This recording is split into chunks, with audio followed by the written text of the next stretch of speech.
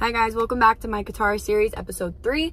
Today we're covering activities that you should do if you're coming to Qatar for the first time. Apologies because I'm filming on my phone, so hopefully the quality is good, hopefully the audio is good. If not, feel free to drag my life in the comment section. I'm always open to criticism. Cause you're not that cute and your hair is uneven. You look dusty. The first activity I recommend if you're coming to Qatar is camel racing. For me, camel racing is like going to Spain and attending a bullfight. It is a cultural activity, a cultural experience. It's very traditional to the Gulf, so I was lucky enough to attend a camel race this past year.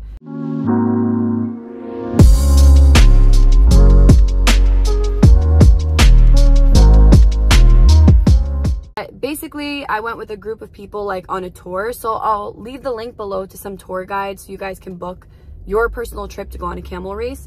But you go to a town called El Shahaniya, and there's a camel racing track where people come from Saudi Arabia and they come from Qatar, and you literally just see camels race full speed, and you kind of like follow them in your vehicle. You'll see tons of dudes with their Land Cruisers like yelling out the window like yalla yalla yalla, like chasing their animal. But it is truly a one-of-a-kind cultural experience. So this is the top on the list for me, is attending a camel race when you come to Qatar. Second is Dune Bashing at Sea Line. I know that this is a bit typical, but I feel it's typical and common for a reason, because it's fun and it's a very enjoyable activity to do.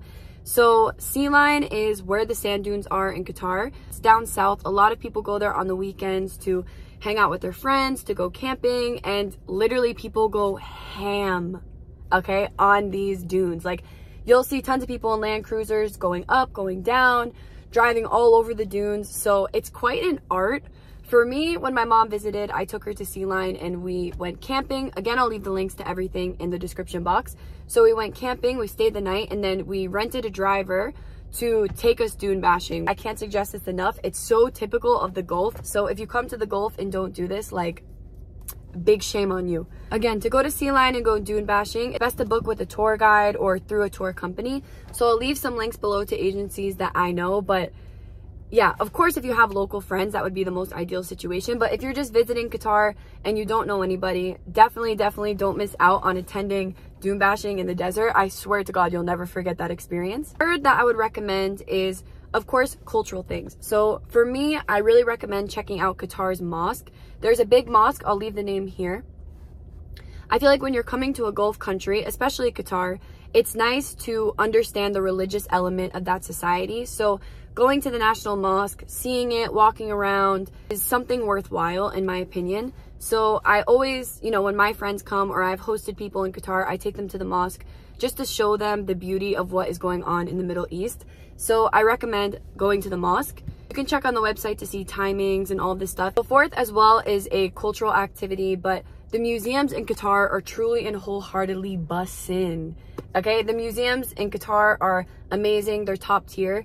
The country themselves invests quite a lot of money into cultural activities and museums. It's very much at the forefront of the government's mission. So there are a lot of amazing museums in Qatar. And I'm not the type of person that like loves museums. Like, I like walk in and then I'm like, okay, let's go. Okay, let's go. If I'm saying that they're nice, please take my word on it. First, I would recommend going to the Museum of Islamic Arts. It's kind of a classic. It's been around in Qatar for a decent amount of time. There's beautiful pieces there. As well, there's Qatar National Museum, which just opened up. The architecture is absolutely insane, and it gives you quite a lot of history on the country, the culture, the government, the economy. It's very informative. They have a lot of interactive artwork and things that you can do to entertain yourself. So I recommend those two museums quite heavily. But as well, there's a lot of other museums that you can see when you come to Qatar. Furthermore, I would recommend Qatar National Library very, very heavily. Of course, I'm a huge fat nerd. I love books. I love peaceful environments. So libraries are kind of my vibe. But the Qatar National Library, the architecture on that building is unbelievable. Like, in Qatar, there's beautiful buildings, no doubt. But Qatar National Library is very much at the top of the list. There's tons of books. It's very spacious. It's very peaceful. It's a very inspiring place. And it's unbelievable that all of that exists in such a tiny little country. So if y'all got the time, if y'all got the curiosity, definitely I would check out Qatar National Library. So furthermore, for people who are more into like active activities where you actually want to be like doing something, I recommend utilizing Qatar's water. So basically 3 activities I would suggest. Number 1 is renting a boat and going out into the water. I've done this with my friends before. It's so nice, especially on the weekends. You just rent a small boat, a small yacht. There's someone that will drive it and take care of everything, and you can just swim, enjoy the water. You can look at the skyline from the water. So that's a great activity that I would recommend, especially if you're with your friends or you're traveling with a group, or even if you're just going by yourself or with one other person. Like, live your life, enjoy what the city has to offer you. Second is scuba diving. There is places to scuba dive in Qatar. If you are someone who scuba dives and enjoys it, definitely take advantage of it. Again, I'll leave links to everything down below. And the last water activity that I would recommend is stand-up paddleboarding. Again, you'll see people out.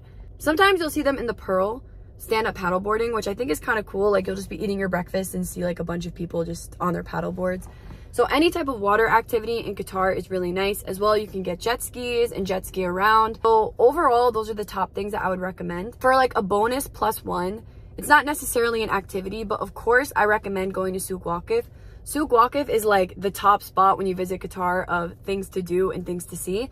But more particularly, I would recommend a place called Shay Shamoos, which is a local restaurant run by a Qatari woman and her family. They're very kind. I got to meet her. I'll put a photo here. It's on my Instagram. And basically, they serve local traditional Qatari food. I recommend going there for breakfast. They serve really good food. It's not too expensive. And again, it's made by local people who have local knowledge of the country. And this is something quite rare in Qatar, to see local Qataris so hands-on, their own restaurant. So definitely don't miss out. I cannot recommend that place enough. Okay guys, that's it for activities. I'll see you next week with Qatar series episode 4. Any topics you want me to cover, let me know in the comment section down below.